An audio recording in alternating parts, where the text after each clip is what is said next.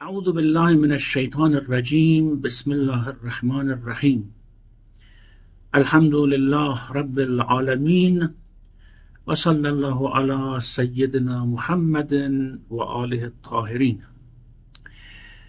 Assalamu alaikum wa rahmatullah everyone. After the break for the month of Ramadan, we begin again continuing our discussion about Surah An-Nisa.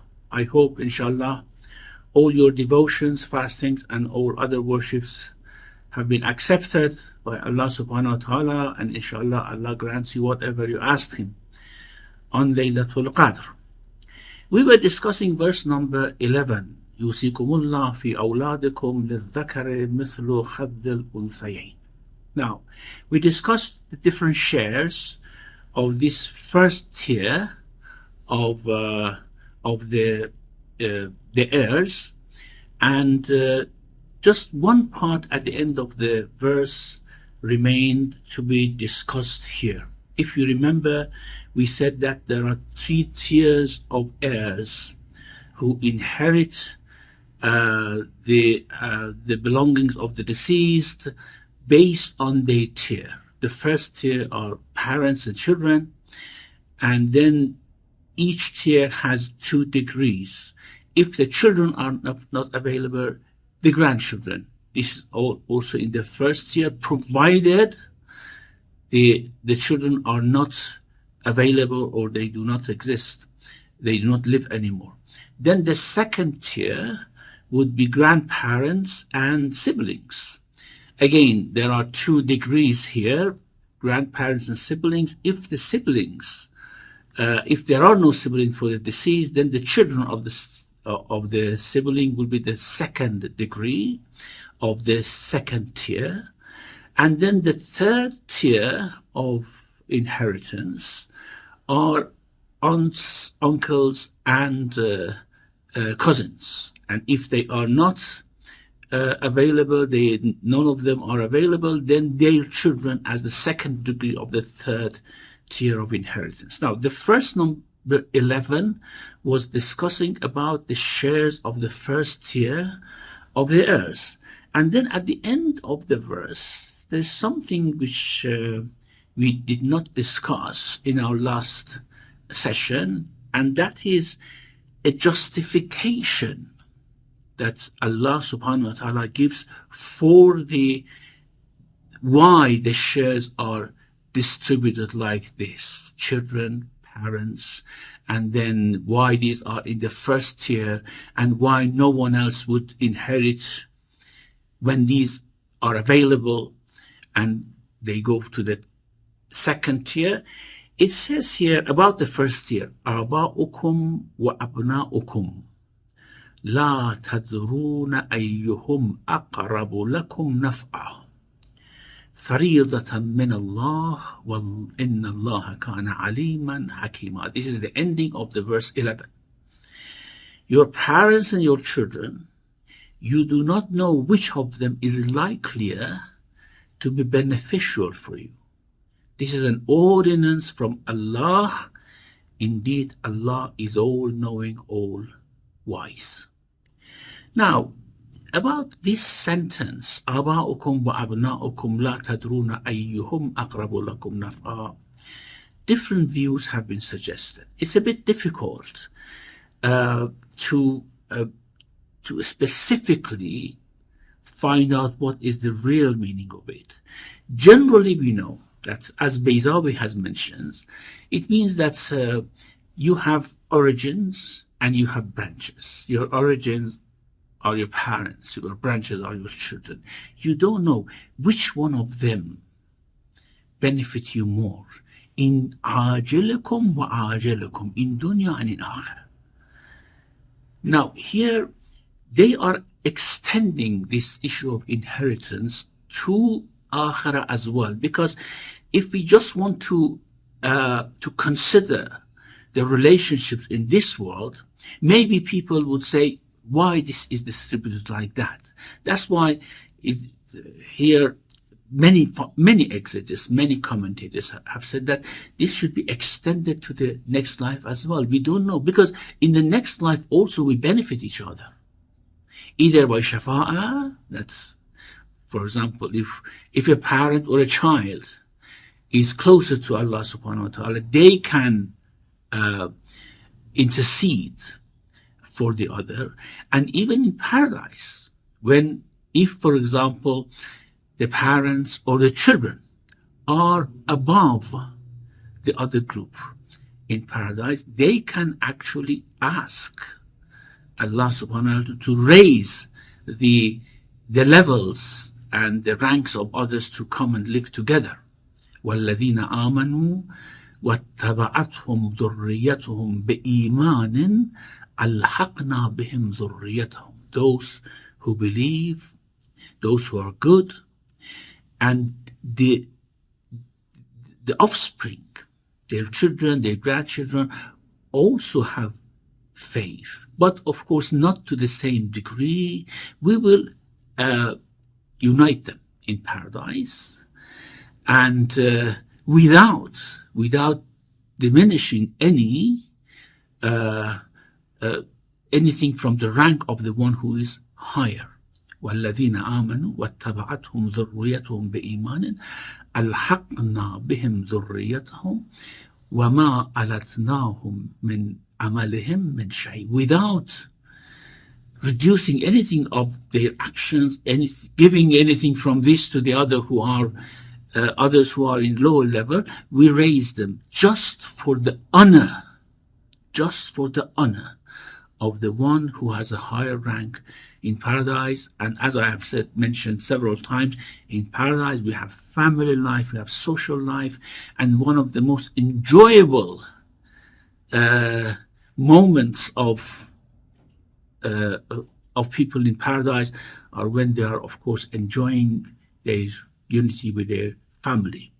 Now, so here, what Bayzawi says, and many other, of course, commentators, لا تعلمون من أنفع لكم ممن يرثكم. You don't know, these heirs who inherit your property, you don't know which one of them is more beneficial for you, likelier to benefit you in dunya and akhirah.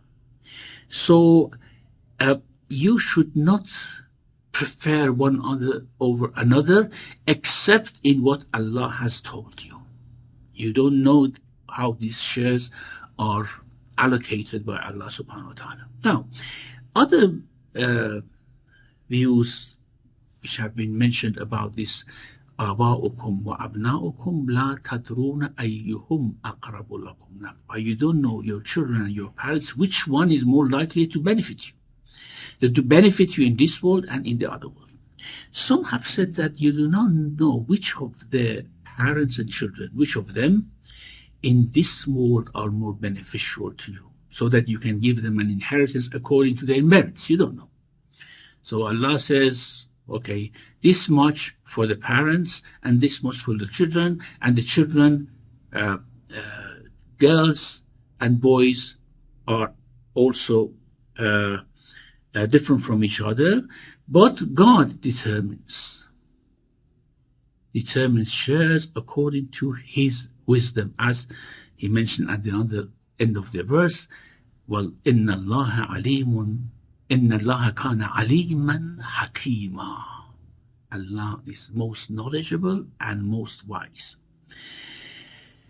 Other views, this view has been mentioned in the books of exegesis, in books of tafsir, reported from Hasan al-Basri. Al-Hasan al-Basri, you do not know which of them are more effective in your prosperity of your life, in your life and your religion. Which one of them? Now, of course, there is some discussion here, but we better forego it because this is not a very much detailed discussion about this matter. It's just a tafsir. So you do not know, but God knows and divides the wealth among them according to His wisdom and knowledge. Another view which is mentioned by the Mu'tazili scholar and Mufassir al-Jubbai, he says you don't know whether the benefit of the parents who devotedly reared you and educated you is more for you, or your benefit is more from your children who serve you. And later on, after you pass away, they pray for you. They do istighfar for you. They give sadaqah for you. So you don't know which one is which. And the other view, which is reported from Ibn Abbas and some other commentators, is that each of the fathers, mothers, and children who are more obedient to God. This is what I mentioned when I was explaining Al-Baydawi's view, that you do not know which of them who are more obedient to God, their rank will be higher in paradise. And since God raises the status of some believers by means of others, since God raises the status, then of course you have benefited your father and mother, and you have benefited your children, and certainly because of that benefit they do intercede for you. You know, this issue of intercession is initially coming from God, but then it is somehow distributed then to the prophet, then prophets, then imams, then awsiya, then people who are close to Allah subhanahu wa ta'ala, then coming to pious people in every family. And even we are told that if you have given 1 cup of water to someone to drink, then on the day of judgment he may intercede for you if of course he has a position with Allah subhanahu wa ta'ala. So this is what Ibn Abbas has mentioned. Whenever the status of the child is higher, he raises the status of the parents, and vice versa. Now, Abu Muslim al-Isfahani, another Mu'tazili exegete, he mentions that this is not to do anything with benefit. It's about who would precede other in death. And don't be greedy over these matters. You don't know who dies first. So he says that you don't know which of the heirs and the inheritors are quicker to die. So his owner inherits him. So do not wish for the death of the inherited, and do not rush it, thinking that, well, if such and such dies, I would inherit him. You don't know, maybe you die first. Anyhow, this is not a very acceptable view, not very much according to the context of the verse. Now, at the end of all these distribution of shares and whatever Allah says, then there's a very, very important, concise sentence here. Faridatan min Allah. This is an ordinance from Allah. Do not dispute it. Do not argue as we usually do. Why, for example, brothers should be given twice as the share of sisters. Why parents should have this share, wife and husband should have this share. You do not know. This is the meaning of this short sentence. You do not know the wisdom behind this. And you cannot know. Of course, with our reasoning and logic, we may say that this doesn't make sense, it's not logical, it's not according to the norms of society or whatever. But Allah says, and these things have been disputed since all days. It's not only for our own society nowadays that, of course, in non-Muslim societies, they distribute shares in different ways. This is faridatan min Allah. This is an ordinance from Allah. Do not dispute it. And know that إِنَّ اللَّهَ كَانَ عَلِيمًا حَكِيمًا. Allah is knowledgeable and is wise. Of course, some people may be very knowledgeable but not wise.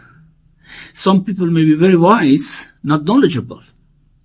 But you cannot bring any defects on God based on these two things. He is the most knowledgeable. Alim and Hakim are after the pattern of Fa'il, which is for hyperbole and exaggeration. The most knowledgeable, the most wise. Do not dispute these matters. These are not things that your reason, your logic can actually find out. When we come to this discussion of shares, there's one topic that usually the commentators have discussed, but of course the details of it is discussed in jurisprudence and fiqh. And that is the topic of awl and ta'asib. Awl means when the shares of the inheritors, of the heirs, supersedes, and when we combine them and add them together, the sum total becomes more than one. What should we do in this case? And that's possible, I mean, based on how the shares are distributed. And sometimes it is less than the heritage. When you add up the shares to each other, it's less. Now, both Sunni and Shia have different views about this. What should we do if the sum total of the shares is less than the heritage? What to do with the rest? And if it's more, what to do with the with the heirs who have, of course, less share and things like that. Now, this is something which is discussed in fiqh. We do not discuss it here. And we go to verse number 12. وَلَكُمْ نِصْفُ مَا تَرَكَ أَزْوَاجُكُمْ إِن لَّمْ يَكُن لَهُنَّ وَلَدٌ. Now, here as well, it comes to the shares of some of those who inherit with the first tier and with every tier. And that's, of course, wife and husband. They inherit with every tier. And after mentioning the shares of the spouses, which is, of course, running through all the tiers, then this verse number 12 discusses briefly the shares of the second tier, the siblings. How about the inheritance of the siblings, how it must be divided between them. Then, of course, we have siblings who have full relation from parents and from mother and father. And then we have half brother and sister, whether from the side of father or half brother and sister from the side of mother. The share of each will be different. It is discussed here and in the last verse of Surah An-Nisa, which I will mention shortly. Now, the first part of the verse is quite straightforward. We don't need to go into details. I just translate it. وَلَكُمْ نِصْفُ مَا تَرَكَ أَزْوَاجُكُمْ إِن لَّمْ يَكُن لَهُنَّ وَلَدٌ. For you shall be half of what your wives leave if they have no children. فَإِنْ كَانَ لَهُنَّ وَلَدٌ فَلَكُمُ الرُّبُعُ مِمَّا تَرَكْنَا. But if they have children, then for you shall be a fourth of what they leave. Well, that is, of course, even our logic can understand, because the children should get a share as well, and half going to the husband is not reasonable. After any bequest they may have made or any debts they may have incurred, مِن بَعْدِ وَصِيَّةٍ يُوصِينَ بِهَا. Then we discussed this in the previous verse. Of course, all these shares would be given to the heirs after the wasiyah has been implemented, and any debt which was incurred by the deceased is paid off. Now, this was about the husband. About the wife. وَلَهُنَّ الرُّبُعُ مِمَّا تَرَكْتُمْ إِن لَّمْ يَكُن لَّكُمْ وَلَدٌ. And for them, it shall be a fourth of what you leave if you have no children. Now, why the husband should have twice the share of the wife is the same logic as why the boys should get twice the share, because they are the ones who are responsible for the family and have to pay for the subsistence of members of the family. You know that a father, no matter how old the children may be, if they are in need, has to provide for them, even after they have married. So they have more responsibility. So they get more share of the heritage. But mothers do not have this responsibility, so they get less share here. وَلَهُنَّ الرُّبُعُ مِمَّا تَرَكْتُمْ إِن لَّمْ يَكُن لَّكُمْ وَلَدٌ. And for them, for the wives, a fourth of what you leave if you have no children. But if you have children with each other, then for them shall be an eighth of what you leave after paying off من بعد وصية يوصى توصون بها أو دين. After paying off any bequest you may have made or any debt you may have incurred. Now, this was about wife and husband. As I said, these take their shares with all tiers, and then we come to the second tier. وَإِنْ كَانَ رَجُلٌ يُورَثُ كَلَالَةً أَوْ امْرَأَةٌ وَلَهُ أَخٌ أَوْ أُخْتٌ فَلِكُلِّ وَاحِدٍ مِّنْهُمَا السُّدُسُ. If a man or woman is inherited by siblings, كَلَالَةً, يُورَثُ كَلَالَةً, and has a brother or a sister, because kalala, brothers and sisters, may be many, but if there's only one brother or one sister, وَلَهُ أَخٌ أَوْ أُخْتٌ, one brother or one sister, that's all, then each of them shall receive 1/6. Here is equal. The share of brothers and sisters are equal. So this part of the verse talks about the case when a person dies without having any of the previous classes, the first tier, children, parents, but has siblings. Then, of course, here in this case, as I said, the siblings will be entitled to inheritance. The word kalala, as is mentioned in Majmu' al-Bayan, Aslul kalala al-ihata is to envelope or to surround. This is the meaning of kalala. وَإِنْ كَانَ رَجُلٌ يُورَثُ كَلَالَةً. Now, kalala is to surround. Why siblings are called kalala? Because siblings are the ones who are actually surrounding the core family. Children and parents are the core family, and then siblings are surrounding it. Al-iklil is the crown because it surrounds the head. Al-kul means sum total because it actually surrounds all the numbers which are in the in any set. So kalala, iklil, kul are all from the same root. So kalala is ihata.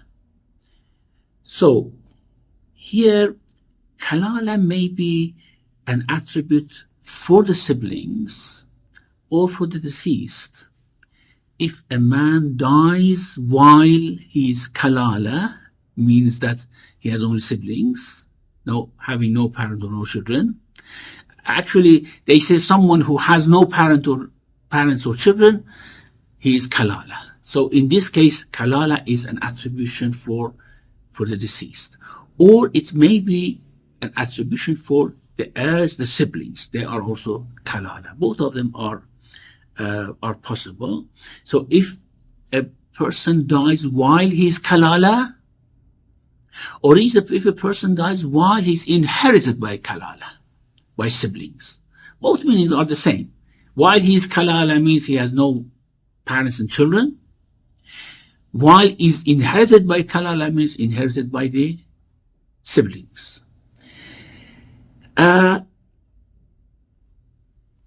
This is what, of course, Ahlul Bayt, how Ahlul Bayt alayhimus salam have defined the word kalala.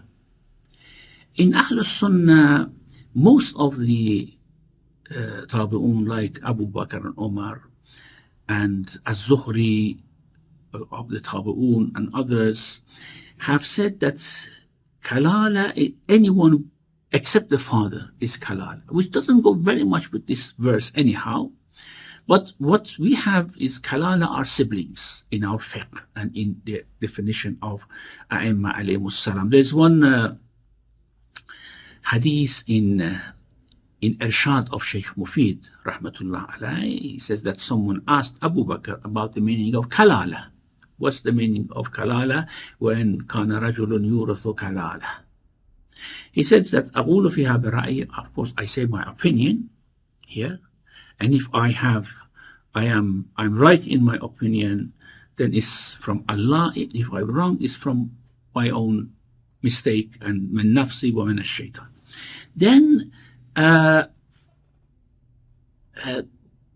when Imam Ali alayhi salam heard this answer of Abu Bakr, that what is kalala, and he said, okay, I only can give you my own opinion, I don't have anything solid about it. Imam alayhi salam says, well, he didn't need opinion here. This is not a place of opinion. This is explicitly mentioned in the Quran. أَمَا عَلِمَ أَنَّ الْكَلَالَ هُمُ الْإِخْوَةُ وَالْأَخَوَاتُ مِنْ قِبَلِ الْأَبِ وَالْأُمِّ. Did they not know? But this is how the Quran uses it, that kalala are siblings from either both parents or from side of mother or from side of the father. This is very clear. And both verses, this verse, number 12, and the last verse of Surah An-Nisa, is very clear about who kalala is, are the siblings. Now, وَإِنْ كَانَ رَجُلٌ يُورَثُ كَلَالَةً أَوْ امْرَأَةٌ. If a man is inherited by the kalala, by siblings, or if a woman is inherited by the siblings, وَلَهُ أَخٌ أَوْ أُخْتٌ, and he has one brother, or she has one brother, and he or she has one sister, فَلِكُلِّ وَاحِدٍ مِّنْهُمَا السُّدُسُ. For each of them is 1/6. Okay, 1/6, and then of course the share of the spouses is reserved for them as well. فَإِنْ كَانُوا أَكْثَرَ مِنْ ذَلِكَ, if they are more than one brother or one sister, فَهُمْ شُرَكَاءُ فِي الثُّلُثِ. They have the same share in 1/3 of the inheritance, both boys and girls. There's no difference here. Boys and girls, if for example there are 3 brothers and 4 sisters, each of them would take a share of 1/3 of the inheritance. Of course, again, من بعد وصية يوصى بها أو دين. After any bequest he may have made, or any debt he may have incurred, غير مضار وصية من الله والله عليم حليم. Of course, without prejudice. غير مضار. Now, this needs some explanation. غير مضار. What is a wasiyah which is غير مضار, which is not prejudiced, which is not harming? Mudar is from madarra, harm. So, a wasiyah which is not harming. دين غير مضار وصية من الله.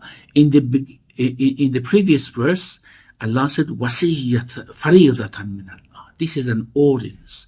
Here is wasiyatan, is a command from Allah subhanahu wa ta'ala. As I said, because these things are something which every person may justify according to their own logic, Allah is emphasizing that this is a command. Wasiyah, when it comes from Allah, of course, is not just a sort of recommendation. It's a command. It's a command from Allah. Wallahu alimun halim. Allah is all knowledgeable, all forbearing. So this last part of the verse, غَيْرَ مُضَارَ وَصِيَّةً مِّنَ اللَّهِ وَاللَّهُ عَلِيمٌ حَلِيمٌ, especially about the term halim here, why it's used here. I owe you some explanation here for next week, inshallah. ربنا لا تزغ قلوبنا بعد إذ هديتنا وهب لنا من لدنك رحمة إنك أنت الوهاب وصلى الله على محمد وآله الطاهرين.